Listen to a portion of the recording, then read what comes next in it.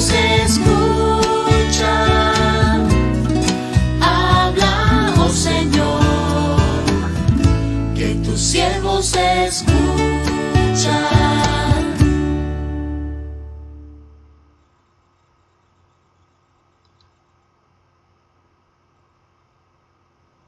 Muchas bendiciones, amados hermanos en Cristo Jesús. Hoy es el día del estudio de nuestras raíces.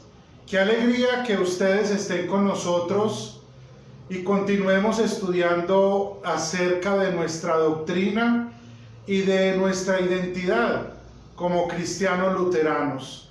Vamos a iniciar entonces con oración. Te damos gracias, bendito Dios, por esta noche, porque nos da la oportunidad de encontrarnos nuevamente como hermanos en la fe.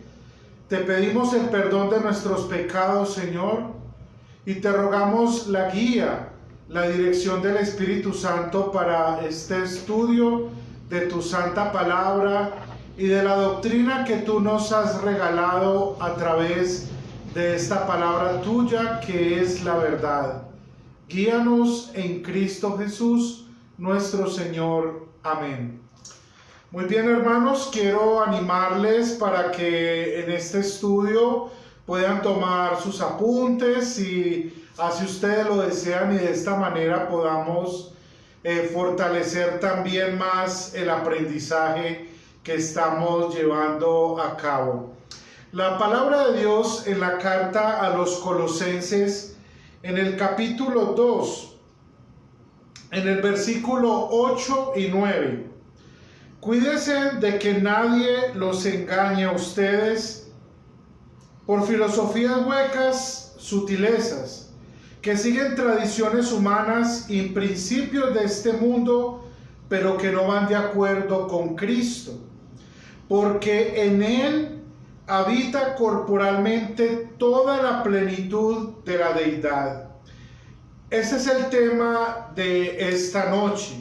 Vamos a hablar acerca de la persona de Cristo, nuestro Señor y nuestro Salvador.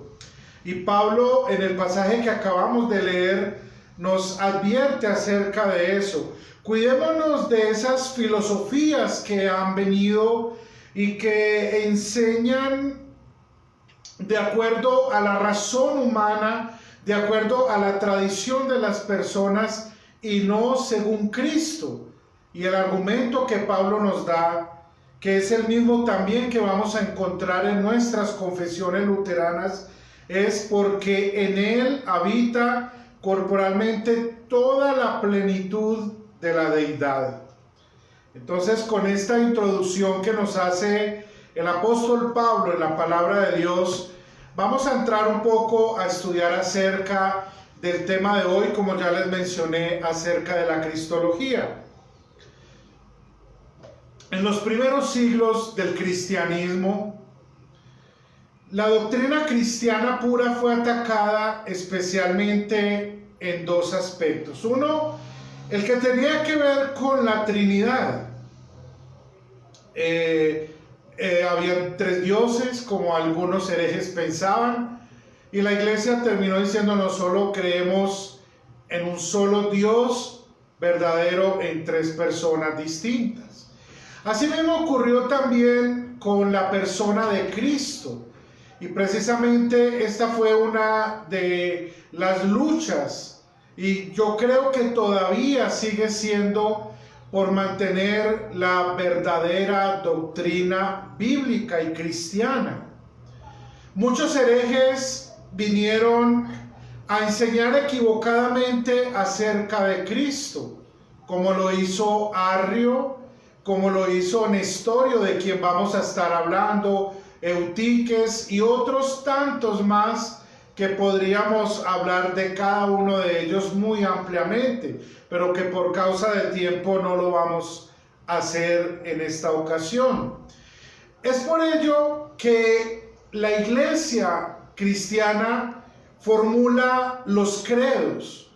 Nosotros en nuestra liturgia, en nuestros devocionales, acostumbramos a confesar nuestra fe generalmente con el credo apostólico, que si ustedes recuerdan bien, en el segundo artículo nos está hablando acerca de la persona de Cristo, ¿cierto? Y en Jesucristo, su único Hijo, nuestro Señor, que fue concebido por obra del Espíritu Santo, nació de la Virgen María, padeció bajo el poder de Poncio Pilato, fue crucificado, muerto y sepultado, descendió a los infiernos, al tercer día resucitó entre los muertos, subió a los cielos y está sentado a la diestra de Dios Padre Todopoderoso, y desde allí ha de venir a juzgar a los vivos y a los muertos. Eso nos dice el segundo artículo del credo apostólico.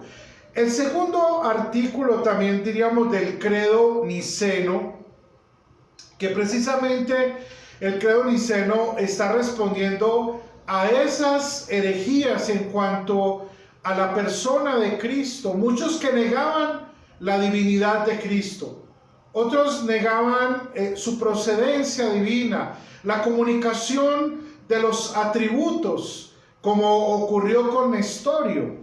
Y es por esto que los credos vienen a afirmarnos lo que la Biblia nos enseña al respecto y lo que los cristianos debemos creer en cuanto a la vida y a la obra de nuestro amado Salvador Jesucristo. El credo niceno, que es un poco más extenso, nos dice: y creo en un solo Señor Jesucristo, Hijo unigénito de Dios, engendrado del Padre antes de todos los siglos, Dios de Dios, luz de luz, verdadero Dios de verdadero Dios, engendrado y no hecho, consubstancial al Padre, y porque en todas las cosas fueron hechas, el cual, por amor de nosotros y por nuestra salvación, descendió del cielo, y encarnado en la Virgen María por el Espíritu Santo, fue hecho hombre, y fue crucificado también por nosotros bajo el poder de Poncio Pilato. Padeció y fue sepultado, resucitó al tercer día, según las Escrituras, se ascendió a los cielos, y está sentado a la diestra de Dios Padre Todopoderoso, y desde allí a venir a juzgar a los vivos y a los muertos, y su reino no tendrá fin. Vemos que hay una gran declaración de que Jesús no es solo una parte hombre y otra parte Dios.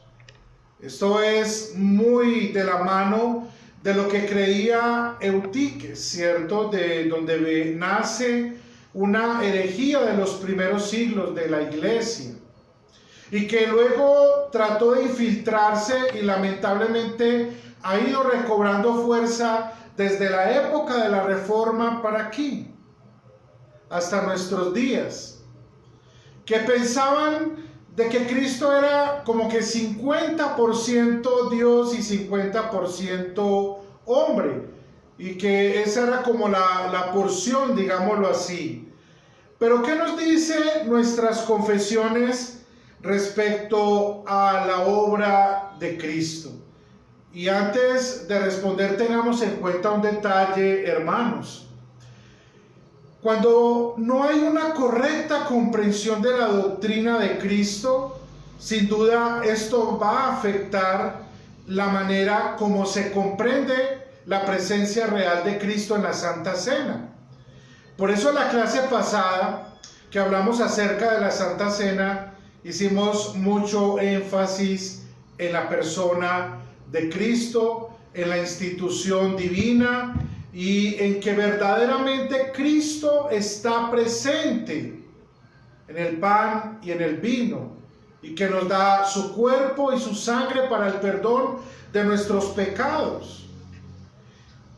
Personas como Nestorio, que vivieron en la antigüedad, pensaban de que esto no era posible, de que no había comunicación de atributos entre las personas de la divinidad, hablando de la Trinidad, pero cuando lo aplica a la persona de Cristo, entonces también hace lo mismo, porque entonces dice: no es posible que en Cristo haya esa comunicación de la divinidad y de la humanidad.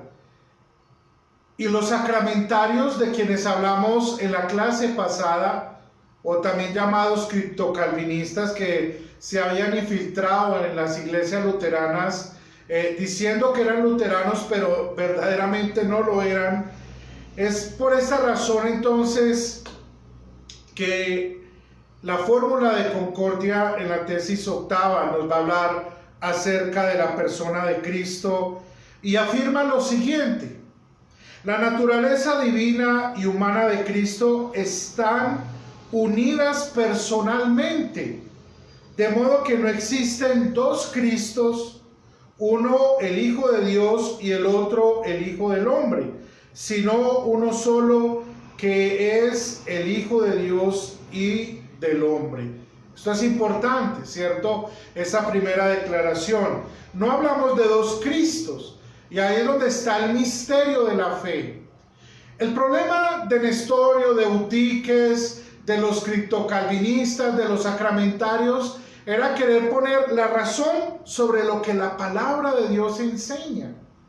Y esto es un grave problema y un grave error que todavía muchas personas se siguen o lo siguen cometiendo, y por eso es que hoy vemos que la falsa doctrina crece y crece y crece, porque hay una confusión en cuanto a ello. Nosotros afirmamos lo que nuestras confesiones dicen en cuanto a lo que también declara la palabra de Dios, que creemos en un solo Cristo, que es 100% Dios, 100% hombre, Dios y hombre verdadero. Pero también nos dice nuestras confesiones: creemos, enseñamos y confesamos que la naturaleza divina y la humana no están mezcladas en una sola sustancia, ni la una cambiada en la otra, sino que cada una retiene sus particularidades, atributos esenciales que jamás se hacen atributos de la otra. ¿Esto qué quiere decir? No es que al estar la naturaleza humana y divina es como si se mezclara. Nosotros no creemos en eso.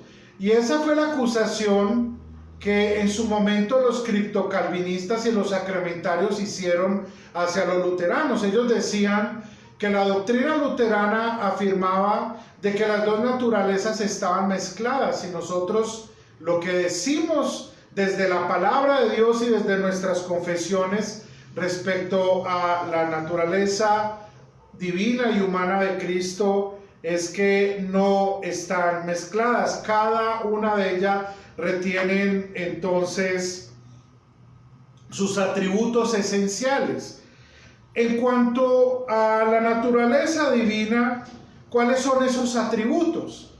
Entonces, la misma tesis octava de la fórmula de concordia nos lo explica. Dice que la naturaleza divina tiene como atributos ser poderosa, eterna, infinita, y según la propiedad de su naturaleza y su esencia natural, estar hacida presente en todo lugar, saber todas las cosas, etc. O sea, lo que conocemos como la omnipresencia, la omnipotencia, la omnisapiencia de Dios, ¿cierto? Que Él conoce todas las cosas. Y por ejemplo, en los evangelios vemos, principalmente en el evangelio de Juan, vemos que dice que Jesús conocía el corazón de esos hombres.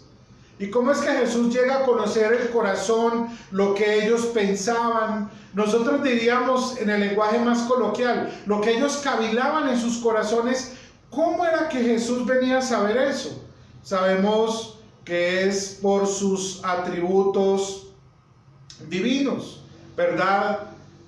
Su poder, por el cual sanó los enfermos, caminó sobre el mar, multiplicó los panes y los peces. Allí vemos, por poner ejemplos, la manifestación de sus atributos divinos. La naturaleza humana también retiene los atributos: ser una criatura corpórea, ser carne y sangre, estar circunscritamente y temporariamente en un lugar determinado, padecer, morir, ascender, descender, tener hambre, tener sed, tener frío, calor y cosas similares a estas. Por ejemplo, en Juan 11 vemos a Jesús llorar. En otras ocasiones lo vemos con hambre, lo vemos cansado, como en aquella ocasión cuando manda a sus discípulos, ¿cierto?, en la barca. Pero también vemos su agonía en la cruz del Calvario, la sed, cuando es una de las palabras que nosotros los Viernes Santo recordamos. Entonces allí está con claridad los atributos de la naturaleza humana. Y reiteramos, no están mezclados, ¿cierto?, como acusaron a los luteranos, sino que hay una comunicación, es lo que habla la palabra de Dios y que nosotros lo podemos ver en los evangelios y también así lo declara nuestras confesiones.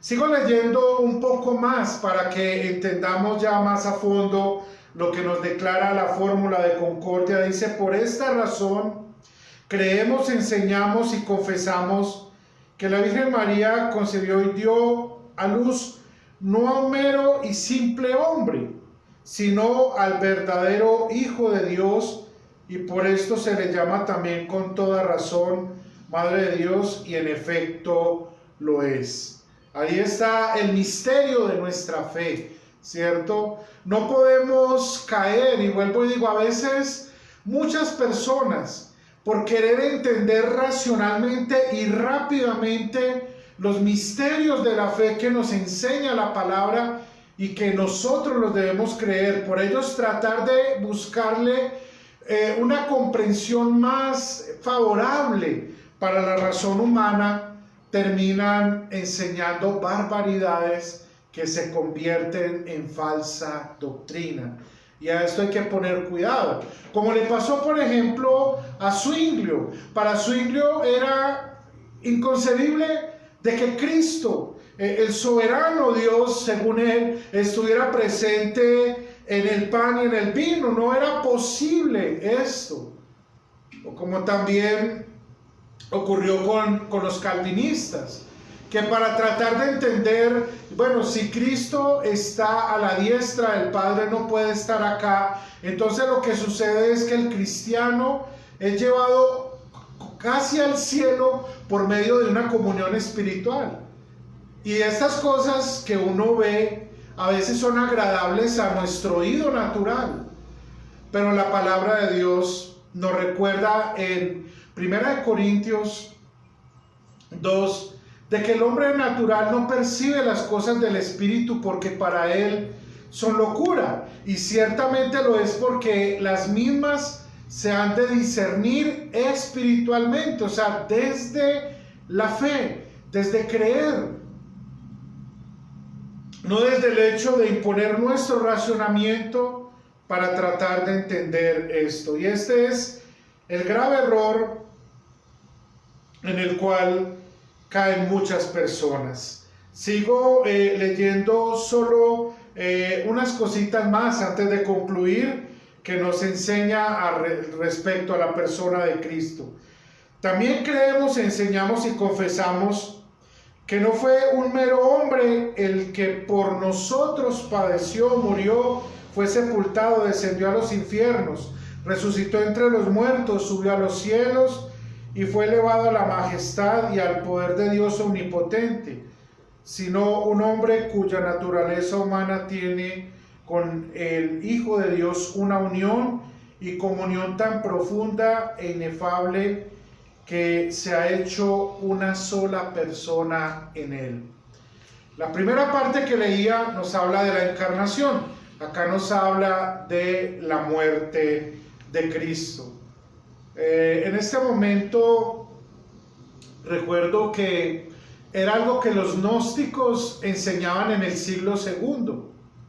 Ellos decían que Jesús, quien muere en la cruz, no fue Dios, sino que en ese momento había sido abandonado completamente, y que eso fue casi como si fuera una ilusión lo que estaba allí. Y como vengo diciendo, todas estas enseñanzas hacen parte de que cuando nosotros nos acercamos a la palabra de Dios, no con un corazón humilde y creyente, sino cuando venimos con una racionalidad preconcebida a tratar de entender desde nuestro propio intelecto los misterios de la fe y de la palabra de Dios. Y es por esto tan importante lo que mencionaba, que nos decía Pablo en 1 Corintios. Aquellas cosas se han de entender espiritualmente y desde la fe. Esto es bastante importante. Y antes de terminar, quiero leer algo más que creo que nos va a ayudar a entender esto de la unión, la comunión profunda en la persona de Cristo.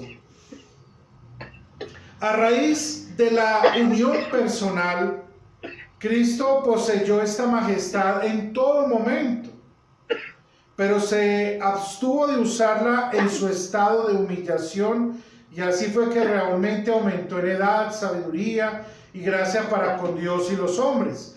Por tanto, no ejerció esa majestad permanentemente, sino cuando le plugó, hasta que después de su resurrección se despojó por completo de la forma de siervo, pero no de la naturaleza humana, y fue establecido en el uso, manifestación y declaración plena de la majestad divina, y de este modo entró en la gloria, como nos dice Filipenses 2, versículo 6 en adelante, ¿no?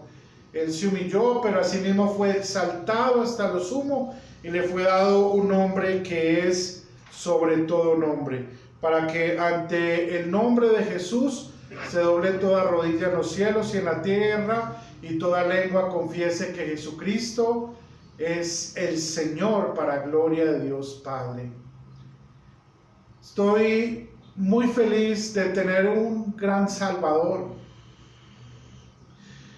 Y la salvación en las Escrituras es una enseñanza maravillosa. Pero cuando estudiamos la persona de nuestro Salvador, sin duda nos llenamos de gran gozo, porque vemos el amor de Dios para nosotros pobres pecadores, de cómo Cristo murió por nosotros para darnos vida y salvación, y cómo este no era solo un hombre, sino era 100% Dios y 100% hombre verdadero, Dios y hombre verdadero, como dice también en la fórmula de concordia. Cristo es y permanece por toda la eternidad Dios y hombre en una sola persona indivisible. Entonces no podemos ni separar las dos naturalezas. No, es que acá estaba obrando una y allá la otra, y la una iba por un lado y la otra por otra. Pero tampoco mezclamos, sino que hablamos de una comunicación de atributos, es decir, una comunión perfecta. Y esto es por toda la eternidad, ¿cierto? Como acabamos de leer en la fórmula de concordia.